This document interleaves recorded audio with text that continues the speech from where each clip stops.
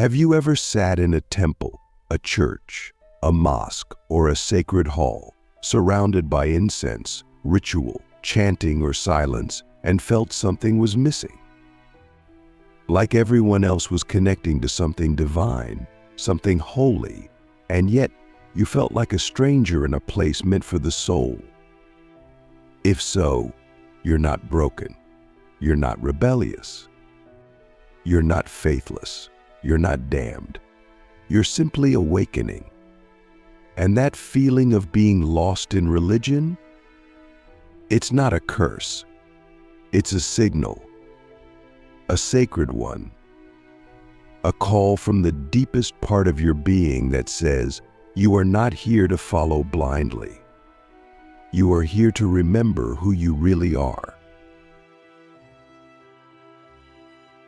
Click subscribe to this channel to get more profound spiritual lessons.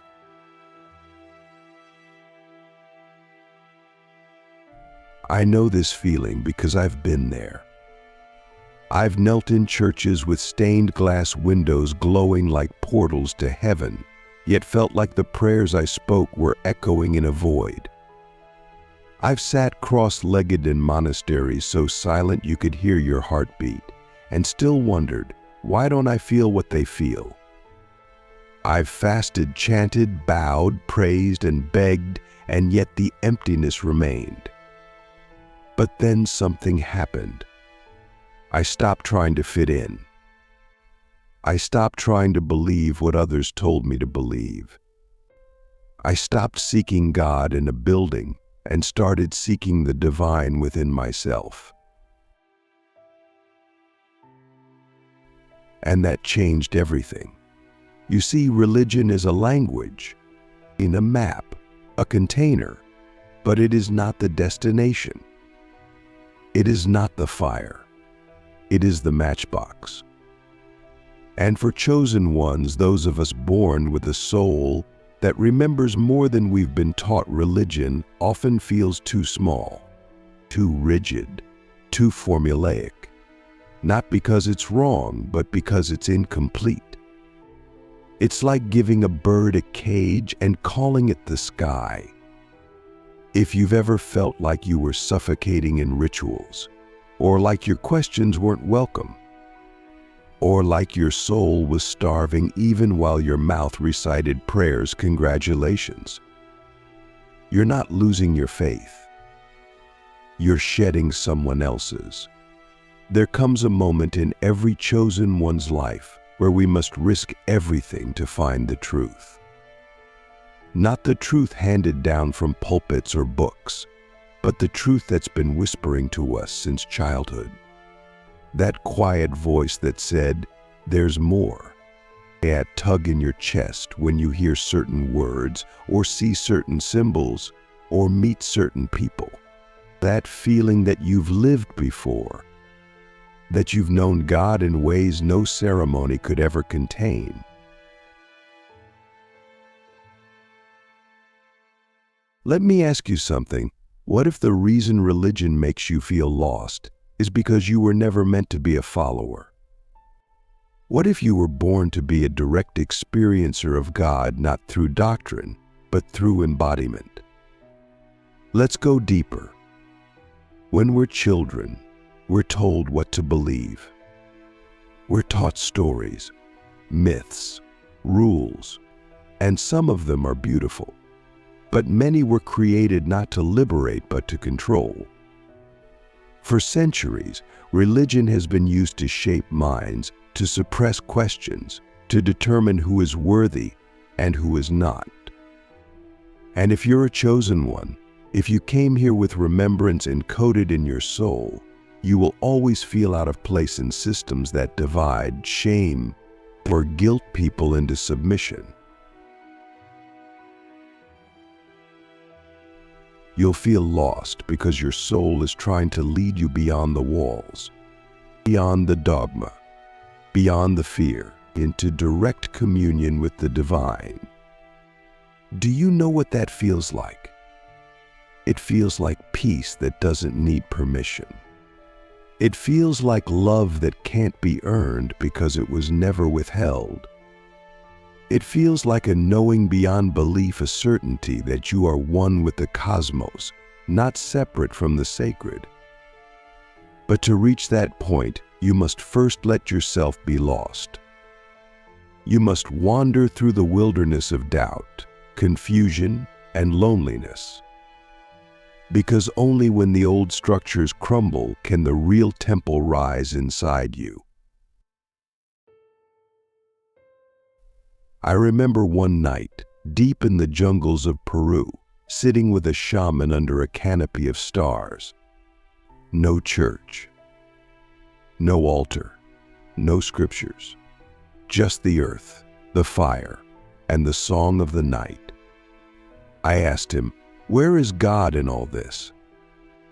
He smiled, pointed to my chest, and said, "Right where you buried it."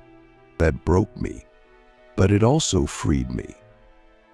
Because I realized in that moment, I didn't need to find God. I needed to uncover what had been buried by fear, shame, and tradition. I needed to dig through the rubble of dogma to find the living pulse of divinity inside me. And that's what's happening to you. The reason you feel lost in religion is because you are remembering a time, maybe in past lives, maybe in soul memory, when spirituality was a lived experience, not a performance. When divinity was danced, sung, breathed, and seen in every tree, every river, every star. When temples were made of sky and heartbeats, not stone and rules. And now, your soul is calling you back to that. But make no mistake, this awakening is not easy. It's not comfortable. It's not socially accepted. Because the world is still addicted to boxes, to labels, to belonging through conformity. And when you step out of religion, people will try to pull you back in. Not because they're evil, but because they're afraid. Afraid of what it means to question. Afraid of what it means to be free. Afraid of what it means when someone says, "I don't need a middleman, I can speak directly to the divine." But you're here to be brave. You're here to walk the pathless path. To trust your inner compass, even when it leads you away from everything you were taught. You're here to reclaim the sacredness of your own experience. To find God not just in temples, but in traffic. Not just in prayers, but in presence. Not just in salvation, but in surrender. So what do you do when you feel lost in religion? You don't run. You don't rebel just for the sake of rebellion. You pause. You listen. You ask deeper questions. You discern not with fear, but with curiosity. You take what resonates and leave what doesn't. You honor the beauty in the teachings, but you don't let them limit your direct experience. You become the temple. You become the priest, the mystic, the initiate, the flame. And from that place, everything changes. You begin to see that no religion has a monopoly on truth. That every path holds a piece of the puzzle, but none hold the whole. That the divine is not owned by any book, any prophet, any institution. The divine is alive, breathing, moving, speaking through you. And when that realization lands not in your mind, but in your bones, you will no longer feel lost. You will feel found, not by religion, but by your own soul. And that is the moment you begin to live. That is the moment you stop searching and start embodying. That is the moment you become the answer to your own prayers.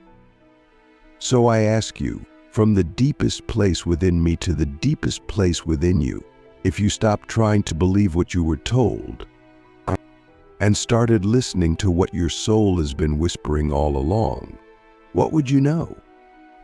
Who would you be? And what sacred truth would you finally remember? In the next part, we're going to go even deeper. We'll explore the hidden spiritual initiations that happen when you step away from religion, how to navigate the loneliness of being a spiritual outlier, and how to build a direct relationship with the divine that no one can take away from you ever. Because once you walk through the fire of deconstruction, you are ready for the holy rebirth that only the chosen ones can truly embody. The Sacred Exile, how losing religion awakens a deeper truth inside you.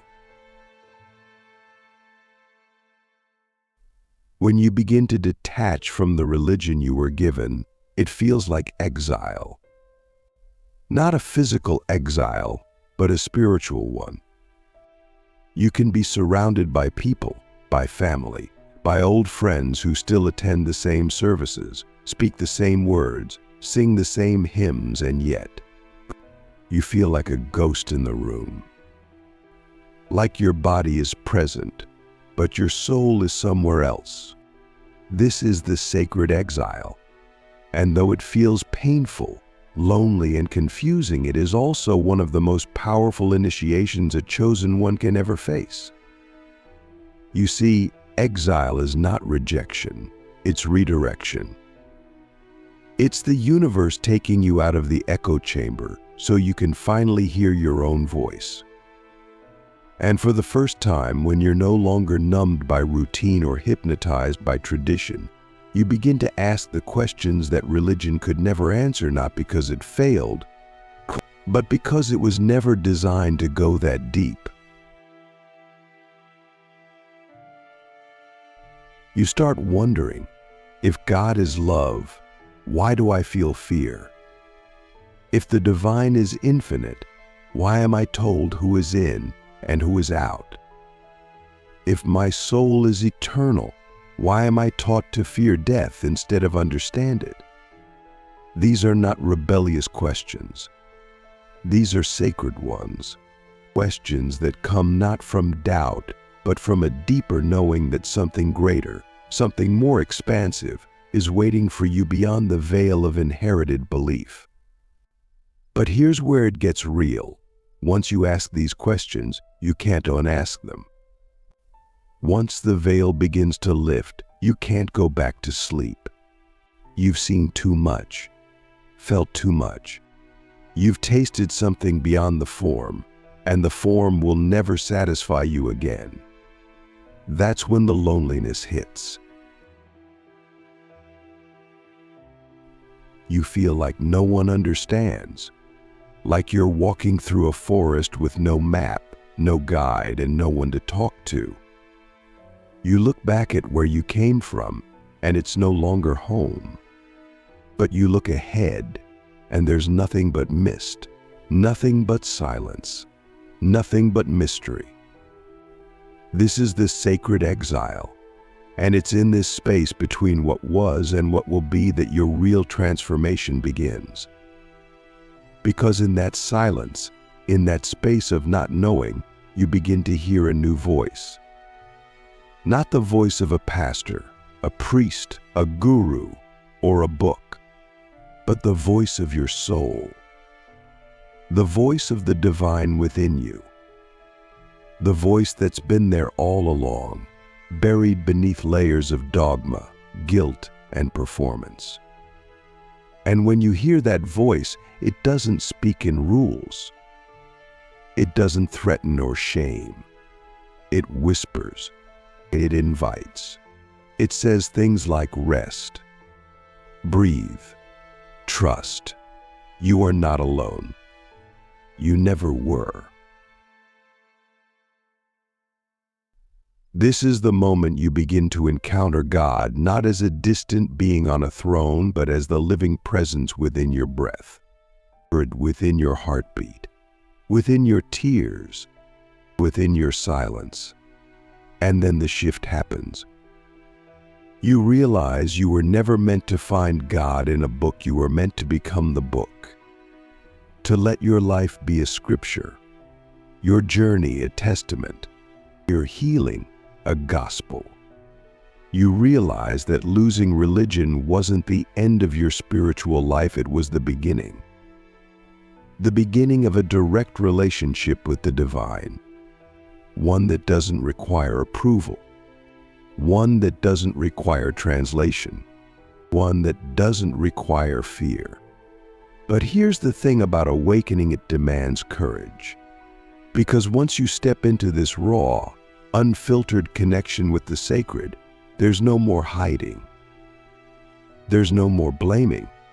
There's no more outsourcing your truth to someone else's interpretation. You become responsible for your own soul. And that responsibility is both liberating and terrifying. You're no longer a child of religion. You become a co-creator with the divine. You stop asking, "What should I believe?" and start asking, "What is true in my experience?" You stop asking, "What does the doctrine say?" and start listening to what the wind says, what your dreams say, what your intuition says. And that's when the magic begins. You start to see signs everywhere.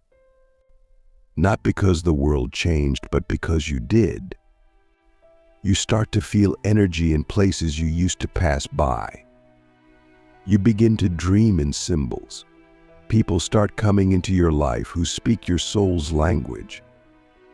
You begin to trust that the divine is not just up there, it's right here, in every moment, every encounter, every breath. This is what it means to awaken. This is what it means to walk the path of the chosen ones.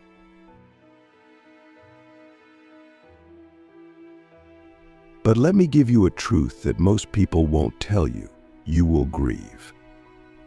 You will grieve the comfort of certainty. You will grieve the community you once had. You will grieve the stories that once gave you identity. And that grief is holy. It is part of the death and rebirth cycle that every awakened soul must undergo. Let yourself grieve. Let yourself feel the ache of not belonging. Let yourself cry for the innocence of your old faith. But do not mistake that grief for regression. It is not a step backward, it is a shedding, a purification.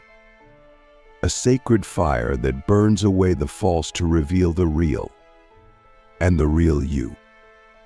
The real you is not a label, not a denomination, not a follower of some inherited path. You are a living flame, a walking mystery, a divine expression of consciousness experiencing itself through a human form. You are not lost, you are becoming. And in time, something incredible will happen. You will find others. Others who have walked through the fire. Others who left the safety of belief systems to find the wildness of truth. For others who don't fit in not because they're broken, but because they've outgrown the shell. When chosen ones find each other, there's no need for explanation. No need for conversion. No need to argue who's right or wrong. There's just recognition, resonance. A deep, wordless knowing that says, "You too." And then the journey becomes sacred again, not because you've returned to a religion, but because you found your tribe, your soul family, your circle of remembrance. So I ask you now, what if the exile was the initiation all along? What if the disillusionment was a doorway? What if losing your religion was not the end of your spirituality, but the beginning of your divinity? In the next part, We're going to explore what happens when you begin to live from this new place, not just believe, but embody. We'll talk about how to become a vessel for the divine in everyday life, how to navigate relationships when your path no longer matches others, and how to make your life a living altar where every moment is sacred and every breath is a prayer. By now, you've walked through the fire. You've questioned the things you were told not to question. You've stood in the silence of not knowing, lost the comfort of familiar beliefs, and begun to hear something more ancient, more personal, and more alive than any doctrine could ever contain. And now, you're ready for the next phase, the embodiment. This is where the real transformation happens. This is where you stop seeking and start being. Not as someone who has all the answers, but as someone who has become the answer. Not because you claim truth, but because you live in alignment with it.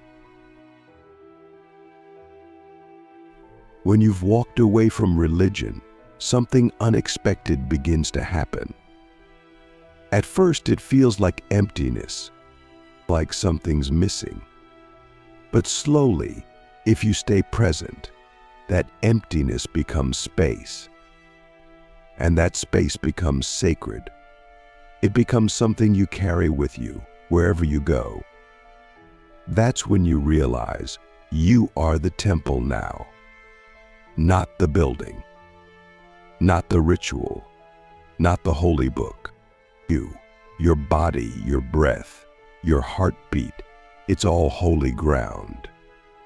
Every step you take becomes prayer. Every interaction becomes an offering.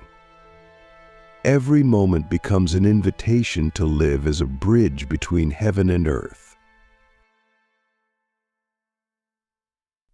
But here's the paradox: the world won't see it that way. The world has forgotten how to see the sacred in the ordinary. It has forgotten how to honor the divine in the human. It worships image over essence, conformity over consciousness, ritual over relationship. And so when you begin to live as the temple, you may seem strange to others. You may be called lost, wayward, even dangerous. But you are not here to be understood by the masses. You are here to remind the world of what it forgot. And how do you do that? Not by preaching, not by converting, not by shouting truth from the mountaintop, but by living in such a way that your presence becomes a mirror that reflects back to others their own divinity, their own stillness, their own capacity to live connected, awake, and free. Let me tell you something you may not have heard before. When you walk as the temple, you no longer need to be spiritual at all. You don't need to wear beads, speak in mantras, or quote scriptures. You don't need to prove anything, because your life itself becomes the proof.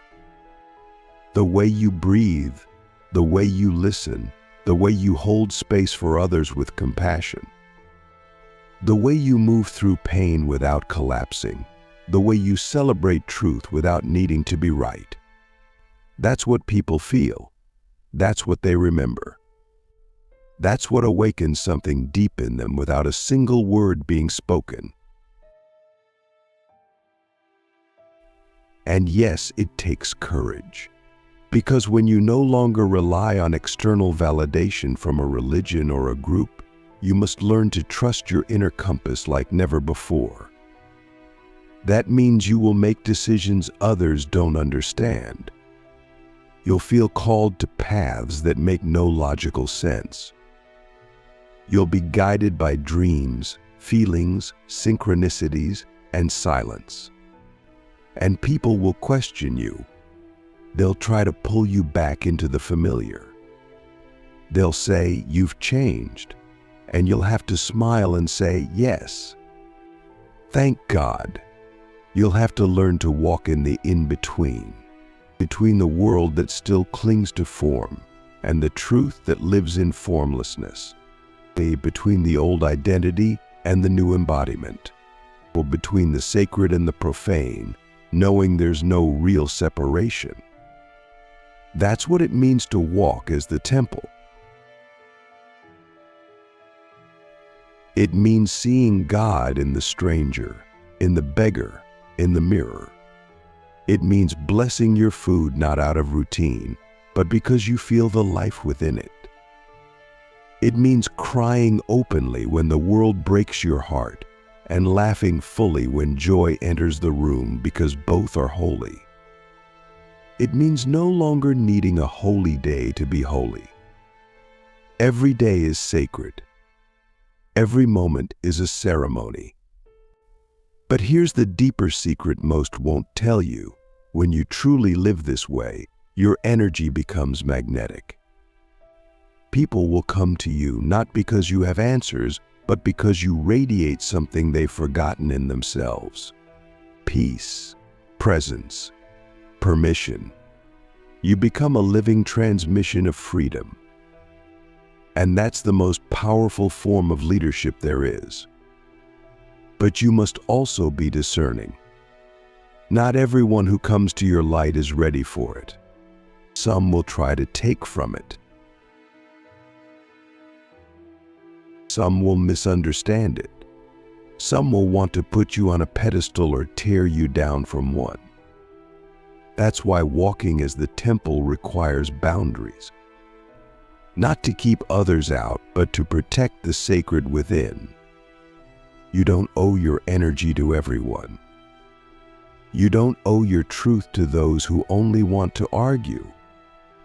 You don't need to prove your connection to the divine. You just need to live it and let your life speak. So how do you sustain this level of embodiment in a world that's constantly trying to pull you into noise, distraction, and fear? You return to your practices. You come back to the breath. You come back to the stillness. You come back to the inner altar. Whether it's through meditation, walking in nature, journaling, dancing, or simply sitting in silence, find the practices that bring you back to yourself. Make them non-negotiable. Not because they are religious duties, but because they are how you refill the well, how you remember. And when the world gets loud and it will, you pause. You breathe, you listen, and you ask, what does my soul know in this moment? What does the divine within me say? What would love do here? These questions will guide you more than any sermon ever could. And here's the most beautiful part. You don't have to do it alone. The more you live in alignment, the more you will attract others who walk the pathless path. You'll find your soul family, people who don't need you to be anyone but your true self. People who have also walked away from inherited beliefs to find something more real. Together, you'll create new temples not of stone, but of energy. Not of dogma, but of love. Communities built on resonance, not religion. And eventually, you'll look back and realize the moment you felt lost in religion was the moment you were truly found.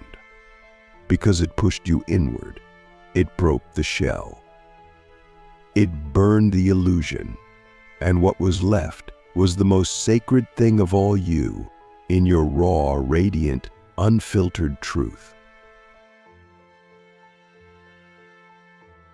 So I ask you now, not as a guru, not as a teacher, but as a fellow traveler on this sacred road, are you ready to become the temple you've been searching for?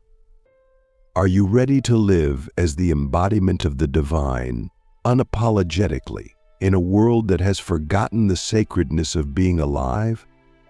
Because if you are, then welcome home. You are not lost. You are not broken. You are not faithless. You are awakening. You are the prayer. You are the path. You are the temple. And it's time the world remembered what that truly means. And now that you've come this far, there's something you need to understand, something that most people spend their entire lives running from, avoiding, or diluting with rituals, abstractions, or borrowed beliefs, and it is this: you are the embodiment of the sacred. And the only reason you ever felt lost in religion is because no religion was big enough to contain the vastness of your soul. Let that truth echo through the deepest chambers of your being. Let it shatter the ceilings you were taught to pray under. Because once you realize that the divine does not live in a book, a building, or a tradition, but within the living, breathing, ever-evolving experience of your own consciousness, you stop trying to fit into spiritual systems created for a different level of awareness. And you begin to walk with the unshakable, knowing that you are your own sanctuary. This doesn't mean you reject all teachings, or that you disrespect the paths others walk. In fact, quite the opposite. You begin to see the beauty in all paths, while no longer being chained to any of them. You can walk into a mosque and bow in reverence, not because you believe in the rules, but because you feel the frequency of devotion. You can light candles in a cathedral, not because you're bound by its doctrine, but because your soul recognizes the sacred in the silence. You can sit in a sweat lodge, chant with monks, dance with shamans, or meditate in solitude, because now every act becomes a reflection of the divine within, not a search for it without. And when you reach that level of embodiment, you stop needing to be understood, because you finally understand yourself. You stop needing validation from any spiritual authority, because you've become your own. You stop fearing judgment, because you've already faced the only judgment that ever mattered, the one between your soul and your truth. That's the power of walking as the temple. It's not a performance. It's not about looking spiritual or sounding enlightened. It's about being so deeply rooted in your own presence, your own knowing, your own energy, that your life becomes a living prayer. Not a prayer of asking, but a prayer of being. You become the flame, not the moth. You become the source, not the seeker. And from that place, every conversation becomes a transmission. Every step you take becomes a blessing. Even your silence speaks volumes. People feel something when they're around you, even if they can't explain it. They say you have a calm energy, or they feel safe in your presence, or they just like being near you, but what they're really feeling is your alignment, your authenticity, your remembering. That's what the world is starving for. Not more rules, not more debates, not more spiritual noise, but real ones. People who've walked through the fire and didn't just survive but alchemized. People who no longer need to convince others because their very existence is a lighthouse. And yes, it's hard sometimes. You'll still have moments of doubt. You'll still get pulled into old patterns. You'll still feel the ache of being different in a world that rewards sameness. But now you'll know how to return. You'll know how to breathe yourself back into presence. You'll know how to come home to yourself over and over again without shame. And you'll realize that your greatest offering to the world isn't your knowledge, your credentials, or even your spiritual practice. It's your embodiment. your willingness to live awake in a world that's still sleeping, your courage to love wildly, speak truthfully, and walk gently, your refusal to shrink, your refusal to forget, your refusal to trade your soul for belonging. That's the real revolution. And that's why you felt lost in religion, because you were never meant to be found there. You were meant to be found here, in the sacred fire of your own becoming. You were meant to look in the mirror and see God looking back, not as a concept, not as a metaphor, but as a living, breathing reality. So now the question isn't whether you'll go back to where you were. The question is, will you dare to keep walking forward, even when the path disappears, even when no one claps, even when it's just you and the mystery, hand in hand with something infinite, with something ancient, with something that has never once let you go? Because the truth is, you were never lost. You were just shedding the skin of someone you were never meant to be. And now, there is only one thing left to do: walk. Walk as the temple. Walk as the flame. Walk as the sacred remembering that this world so desperately needs. And in doing so, you won't just find your way, you'll become the way. And as you continue walking, something deeper begins to awaken, not just in your mind or your heart, but in your entire field of being. Like a sacred frequency that was dormant for lifetimes suddenly humming beneath your skin, reminding you that your presence on this earth is not random, not accidental, not a cosmic roll of the dice, but a carefully orchestrated return, a soul assignment echoed through dimensions, calling you to live not as a seeker of the sacred but as its embodiment, not as one who recites truth, but as one who is truth. Not by memorizing ancient lines, but by becoming the living scripture in flesh, in breath, and in action. And this is when your life stops being about answers and starts becoming a question you live into every single day. A question like, what would it look like if I never abandoned myself again? Or what becomes possible when I stop hiding the most powerful parts of me just to make others comfortable? Or what if my very existence is a prayer, a prophecy, a portal for others to remember who they are too? Because here's the thing, when you walk as the temple, you don't just liberate yourself, you liberate everyone you touch, just by being you, just by standing in a store in full presence, just by listening without judgment, just by saying no when your soul says no, just by laughing without shame, just by crying without apology, just by being real in a world addicted to the artificial. And slowly, almost imperceptibly at first, people will start to shift around you. They'll soften. They'll open. They'll begin to feel something stir inside them they forgot was there. And they won't even know why, but it's because your energy is a mirror, a tuning fork, a remembrance, and it tells them you are sacred too. You are allowed to be whole. You are allowed to be wild.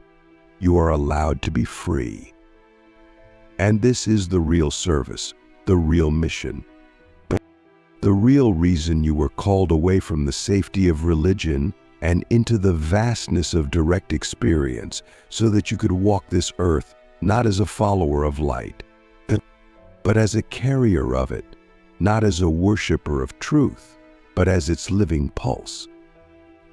Not to escape the world, but to infuse it with the remembrance that God is not a man in robes. It is the space between your thoughts, the silence beneath your words, the fire in your belly, the ache in your heart, the breath that keeps breathing you even when you forget to inhale. And when you know this, I mean really know this, you stop playing small, You stop waiting for permission. You stop diluting your gifts to be palatable to broken systems, and you start standing tall in your knowing. Rooted in your truth, humble in your power, because now you're not looking for the path, you are the path. You're not waiting for the light, you are the light. You're not seeking God, you've realized you've been the divine in disguise all along, peeling back layers of stories, shame, and separation just to arrive here.